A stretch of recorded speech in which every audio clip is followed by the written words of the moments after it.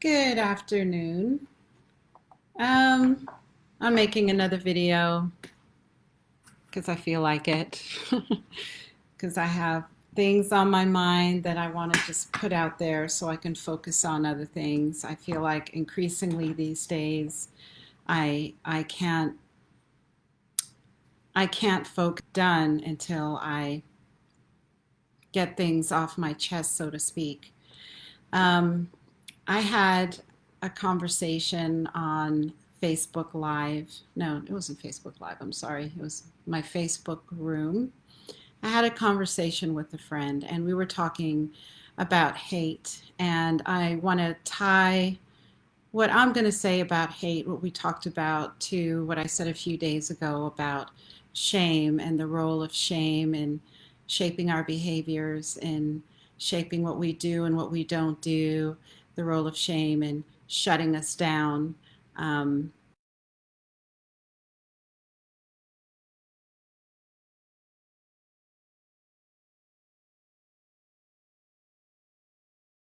I mean, there are just all sorts of ways. Um, right now, I just want to share my thoughts about hate or hatred because I've been thinking about this for a very long time. And um, I'm perceiving that there is more and more and more hatred. The closer we get to the election, there's more hatred. And hatred and shame they're tools that are used to control us. I've also noticed that social media is censoring more and more and more. So people are able to share fewer things about what they're learning or what's on their minds. And I saw a headline of an article today saying that Facebook is going to entirely shut down all, I guess, ads or information or articles that have to do with people objecting to vaccinations. So those people are called the anti-vaxxers. And those people typically are people who are vaccine injured, or their children are, or they were even deaths by vaccine. But um, with these, vaccine protocols these days are very different from the way they used to be back in the day. But it seems like the new medicine is to vaccinate for everything. Like vaccination is the solution for everything and the way to bring health back. But that's not the way, but we know that. Anyway, about hate. So, a very good friend of mine and I were talking about um, how we can't believe how hateful some people that we know have become. And we were talking about how the crazy thing about hatred is when we other people, when we look at other people and we demonize them, and we have this construct in our minds that they're the bad people and they should just disappear, go away, be killed, whatnot. They need to change their ways and comply and obey. If only they would do that, then this world would be a better place, right? This is how we think. So we could think that about the opposite political party. We could think that about people who are not of our race, or people who don't share our religion, or maybe we don't have religion and we feel that way about those who do, and vice versa. But anyway, whatever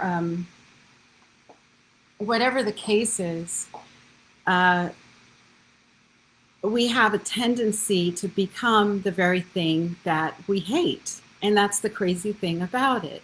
So often when people have a very strong feeling and a strong emotion that they are um, righteous and they're justified, in the process of feeling that righteousness and justification, we, they, whatever, I'll just say we because I take responsibility for it. I'll say I was taking even more responsibility for it. I, in the process of, fighting the bad guys, become the thing that I'm fighting. It's like that spirit that I perceive in them And, you know, it could be a false perception, it could be a very true perception. That thing that I perceive in them actually becomes me, and I become the embodiment of that hatred. I become the embodiment of racism, the embodiment of xenophobia, the embodiment of sexism, the embodiment of whatever the ism is. Um, and that's why I understand so clearly when Jesus Christ said, love your enemies. Gosh, why did it take me so long to really get it? Because if we don't love our enemies, we actually become the very demons that we claim they are. I'll just say for me, I become the demon that I claim that you are. Um, and this, you know, I'm thinking about history, right? I'm even thinking about current events. So historically, let's just talk about kind of recent history with the Reich, Nazi Germany. Um, the way that Hitler, um, you know, he was very charismatic and he was a very passionate speaker, um, but he created this narrative for the German people that they were the victims of the Jews and all of their problems were because of the Jews and all of the Jews, right? And he not only did he censor, so he censored everybody, there were book burnings. He had total control over the media, the news media, the mainstream media, total, absolute control. And he created this very compelling narrative for the German people that all Jews were evil, all Jews were demons. And then on top of that, what he did was he defunded the police, right?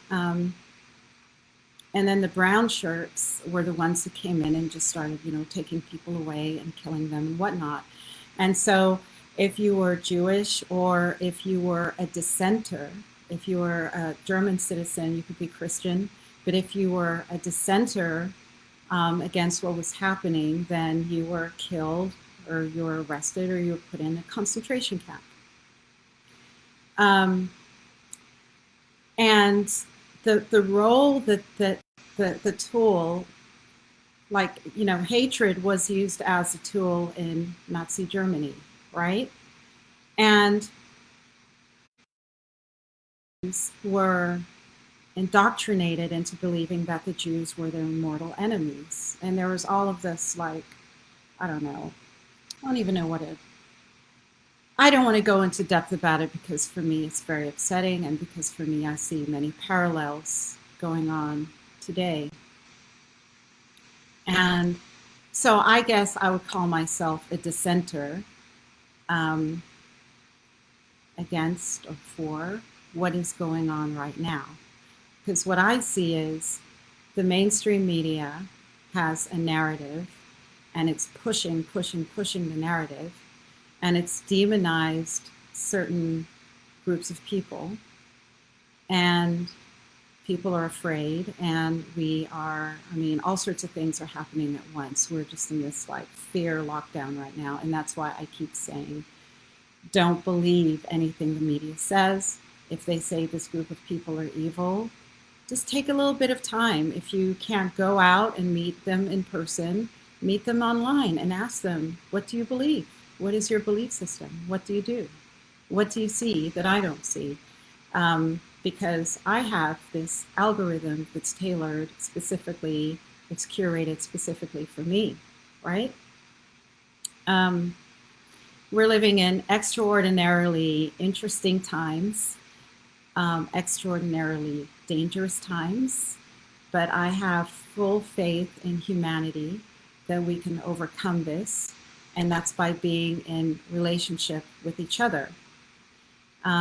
We don't have to believe everything we think. We don't have to believe anything and everything that we're told. You know, like I'll give you an example. In the 70s, for about a year and a half, we lived in the States, and then I started living here again in like 82. And here in Austin, Texas, there were very few African people here. And Americans had been indoctrinated over decades and decades and centuries to see Black people, and especially African people, as subhuman. And so, your typical American kid was brought up on Tarzan cartoons and all of these, Tarzan show and cartoons, and, the African with the bone in the nose, and, we have the legacy of the minstrel shows. All of this is what the typical American child is brought up on, and it's just like apple pie. They know no different. As far as they know, Africa is a village somewhere over there, and those people are not fully human. So if you can imagine the reception I got from many, many people when I started living here, I see so many parallels in the mainstream media, and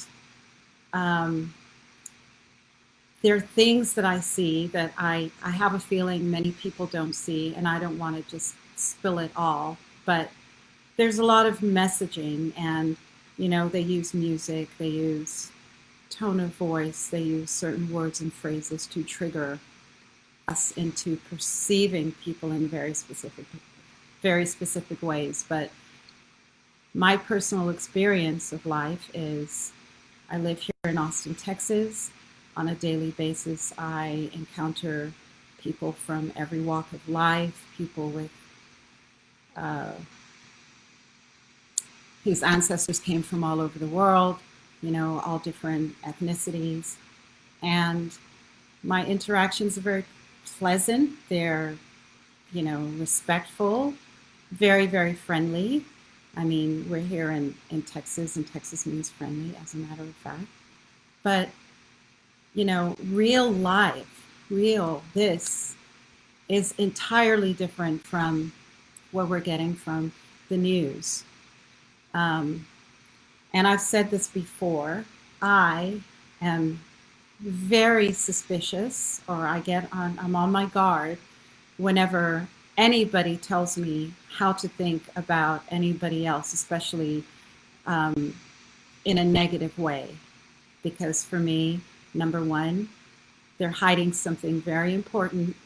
And number two, they're trying to control me. And I want to know, why are they trying to control me? Because, my life is my own. And if it belongs to anybody besides me, my life belongs to God.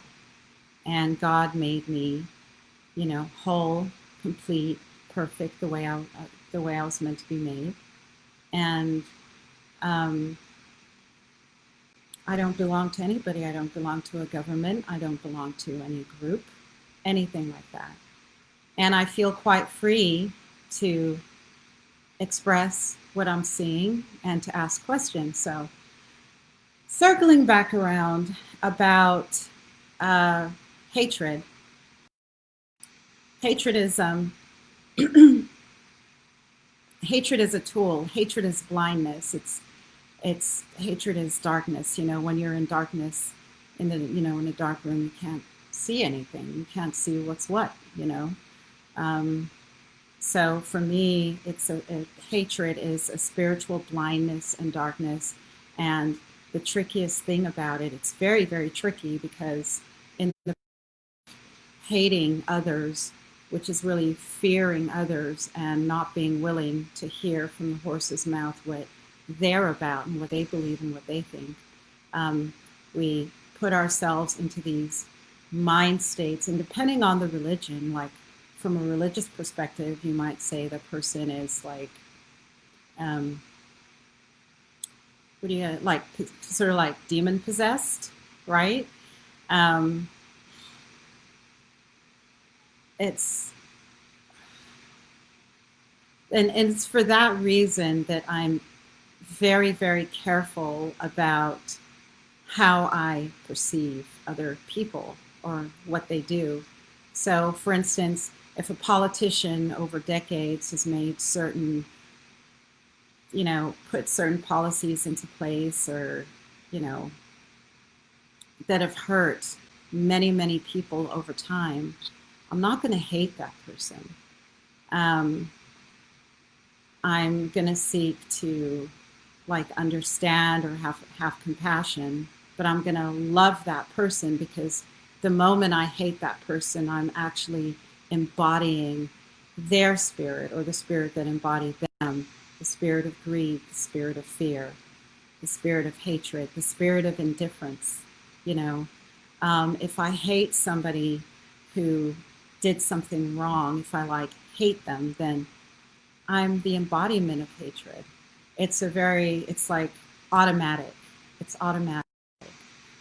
And another thing about hatred that's blinding is when we don't see the big picture and we hate other people, and especially if we have a conviction, it could be religious or political conviction, that's like adding another layer to it, and it's sort of like self-deception. I'll just speak for myself. Who am I to who am I to say I know everything? You know, I don't know everything.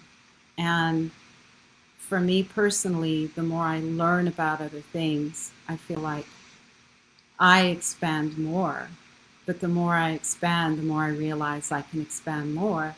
But in the process of expanding and learning more, my fear goes down a little bit more. So for those people out there who have a lot of power and they're, throwing their power around, or, for whatever reasons they are abusing their power, um, I don't hate them. I hope that they heal. I wish that they would stop doing that, because they're hurting other people. But I'm so, so careful. Um, I don't feel like I have to be that careful anymore these days, but because it's more automatic now. But I don't want to embody hatred. I don't want it to live in me. It's useless. It doesn't solve any problems. And often it hurts people. And most often, even the people that my hatred is not directed to, they get hurt by it too. The world is complicated enough. We have enough problems. We have enough hardship, especially in this day and age. And so I'm just offering, this is my offering, um, to whoever, you know, really wants to hear it, a different way of looking at hatred and the role and that it plays, and the tool that it is. And I know it's really difficult, especially under tremendous stress that so many of us are under. But I think that just having the consciousness of it is very helpful, so that we don't, so that we don't actually become the embodiment and become the very things and the very people that we hate and fear. So I'd love for feedback on this and to talk about it. And tomorrow, no, I can't actually. I can't do a noon talk tomorrow or Thursday, but Friday, I'd love anybody who wants to join me come on my Facebook room, because every day the conversations are absolutely amazing and I'd love to keep them going. All right. Have a good evening or morning, wherever in the world you are, depending on the time zone. Thanks.